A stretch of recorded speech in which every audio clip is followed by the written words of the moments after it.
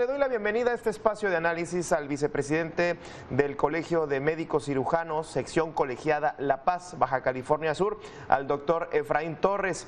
Doctor vicepresidente, con el gusto de saludarte y pues me gustaría preguntarte desde tu perspectiva, ¿cuáles son los principales retos que tiene el sector salud, sobre todo el IMSS, hablando de la infraestructura? Hay muchos edificios, hospitales, unidades médicas que, bueno, cumplen ya su tiempo, cumplen su vida útil, por llamarlo de alguna manera, y a otras que, pues, las construyen y pues ahí quedan, ¿no? ¿Cuáles son los principales retos? Por ejemplo, ¿cómo se desgasta un quirófano, una área que se tiene que tener una limpieza pues al 100? Con el gusto de saludarte, doctor, bienvenido. Hola, ¿qué tal, Gabriel? Pues un gusto para mí también participar el día de hoy. Mando una felicitación por tu cumpleaños. Muchas gracias por vernos a esta voz aquí en Mega Noticias.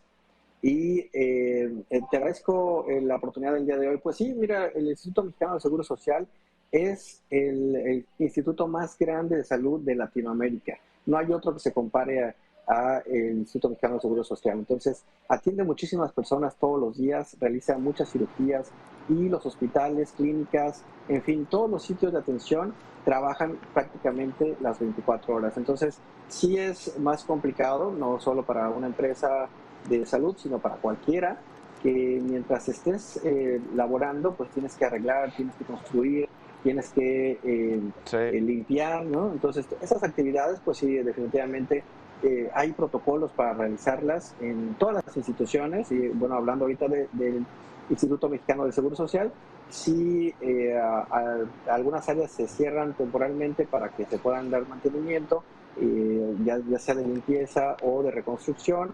También hay lineamientos para que existan atenciones de primer nivel, segundo nivel y tercer nivel. Eso quiere decir que el primer nivel se dedica a la consulta de medicina general y familiar, el segundo nivel se dedica a las consultas de especialidades y el tercer nivel es la alta especialidad. Entonces, definitivamente hay un volumen de atención muy alto y por lo tanto se requiere pues bueno, una infraestructura y un presupuesto adecuado. De hecho, si revisamos el presupuesto de este año, el presupuesto para salud que se publicó en la página de la Cámara de Diputados de la 65ª legislatura, dice que tenemos 817,664.8 miles de millones de pesos asignados a salud este año. Representa un 14% más del año anterior y es equivalente al 3.03% del PIB o el 11.54% del proyecto de egresos de la Federación. Entonces, por ejemplo, al IMSS se le van a designar 356,940.22 miles de millones de pesos. Entonces, pues aquí se va a repartir pues en distintas situaciones, ¿no? Claro, sí, Gabriel. Claro.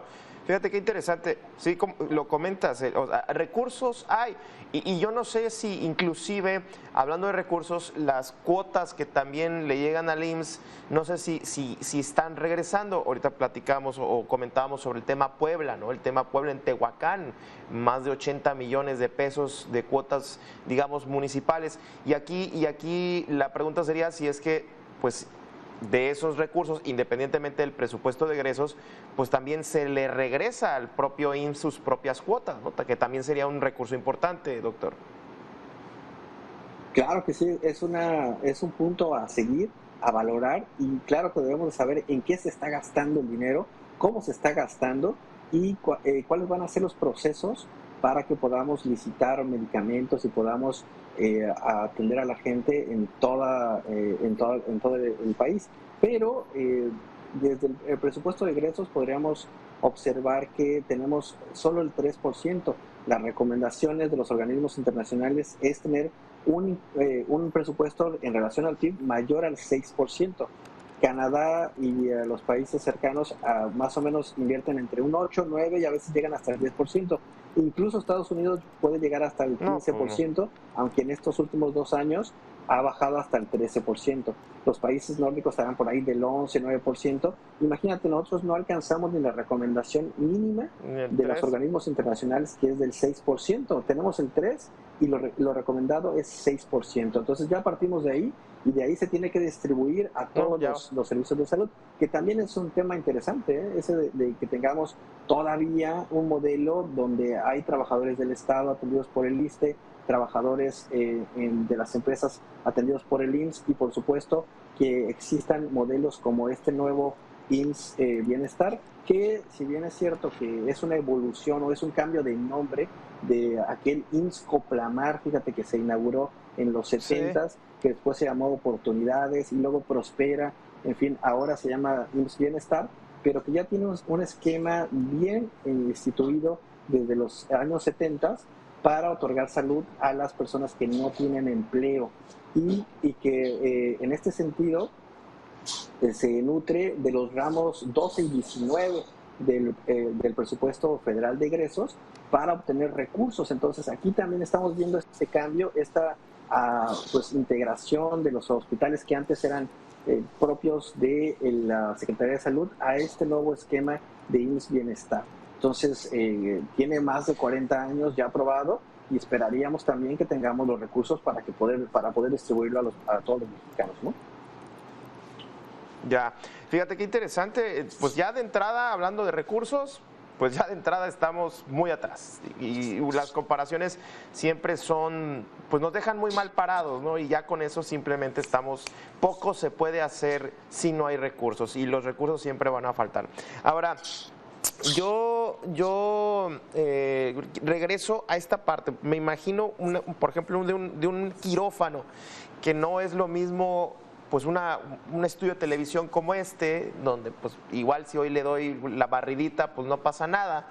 El mantenimiento es diario, quincenal, mensual, hablando de una infraestructura que debe estar pues limpia, que no puede haber grietas, que tiene que tener un mantenimiento especial, un quirófano, esa parte del mantenimiento.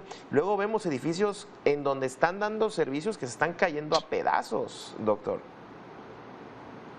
Claro, Gabriel, las normas oficiales implican que existan turnos de atención. Generalmente la mayor carga de atención se encuentra en el turno matutino, se les un poco en el turno vespertino y también en el turno nocturno el final de semana, pero sí existe la necesidad de una limpieza continua porque el flujo de gente es muy grande y en momentos, por ejemplo, como cuando tenemos alguna situación especial, ya sea una epidemia de algún tipo, influenza, o que tenemos enfermedades diarreicas, bueno, pues se pueden saturar los sistemas de salud. Y se han diseñado en las distintas instituciones mecanismos, por ejemplo, estas filas que ahora existen en instituciones como el IMSS, donde si no tienes cita se te asigna una y se va tratando de hacer un poco más ordenada la situación, de también sacar tu cita por vía electrónica, dispositivos que están ahora a la orden de la atención médica, como vimos también en la pandemia, que podías sacar tu incapacidad a través de un mecanismo en línea. Entonces, pues se trabaja en ese sentido, pero pues claro, como comentamos en un principio, pues lo ideal es que tuviéramos un 6% y que pues de ingreso y de gasto en salud en nuestro país, y que además lográramos tener una mayor infraestructura y que también tuviéramos más ingresos de médicos generales a las especialidades para poder cubrir las necesidades derechohabientes en todo el país, ya sea en una institución o en otra, ¿no? Entonces, la mayoría de los médicos permanecen como generales y por eso están ingresando al trabajo a instituciones como las consultorios asociados a farmacias. Entonces, es una situación que se debe valorar. Se necesita más ingreso de médicos también y por supuesto que, como tú bien comentabas, los quirófanos, por ejemplo, es algo que comentaste, se deben de, no en cada turno, se deben de limpiar en cada cirugía. O sea, se debe realizar una limpieza exhaustiva, debe estar a cierta temperatura entre 20 y 23 grados. Debe existir un poco de aire